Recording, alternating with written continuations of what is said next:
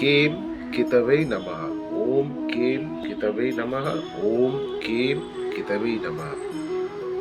ओम पलाशपुष्पशङ्काशं तारकाग्रहमस्तकं रौद्रं रौद्रात्मकं घोरं तं केतुं प्रणम्यहम्। ओम शिमिकापुत्राय नमो। ओम शिमिकापुत्राय नमो। ओम शिमिकापुत्राय नमो। ओम भ्रां भ्रीं भ्रंशः रहवे नमः। ओम राम रहवे नमः। ओम राम रहवे नमः। আজ এই মন্ত্রপাঠের মধ্যে দিয়ে বন্ধুরা আবার চলে এসেছি আপনাদের কাছে। শুরু করছি আর একটা নতুন ভিডিও নিয়ে, যেটা শুনে আপনাদের খুবই ভালো লাগতে পারে। এবং এটা একটু জ্যোতিষ শাস্ত্র নিয়ে একটু বলতে চাই।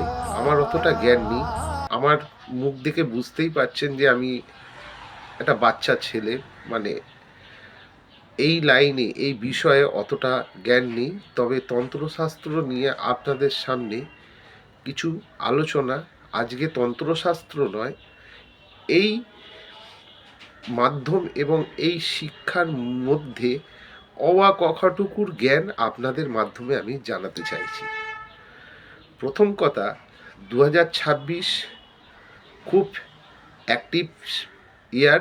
প্রত্যেকের ক্ষেত্রে ভালোর ভালো, খারাপের খারাপ, এটা হবেই হবে। এটা আমি নয়, আমি তো একটা সামান্য ছোট্ট নিম্ন একটা মানুষ, আমার অত জ্ঞান নেই। বড় বড় জ্যোতিষশাস্ত্র এবং জ্যোতির্বিদরা এবং বড় বড় তান্ত্রিক এবং যারা বড় বড় মনীষী এবং ঋষিরা আছে, তাদের ক্যালকুলেট করা এবং তাদের একটা নিজস্ব চিন্তাধারার মাধ্যমে এই জিনিসটা গণনা করে বলেছে। তবে 2026 হচ্ছে কেতু এবং রাহুর প্রভাব প্রত্যেকের পক্ষে, মানে এই জীব জগতে প্রত্যেকটা প্রাণীর মধ্যে পড়বে। তার থেকে আমরা মনুষ্য হচ্ছি খুব অ্যাডভান্স লেভেলের, আমরা এক ধরনের জীব বা প্রাণী বলতে পারেন, এবং বুদ্ধিমত্তার প্রাণী।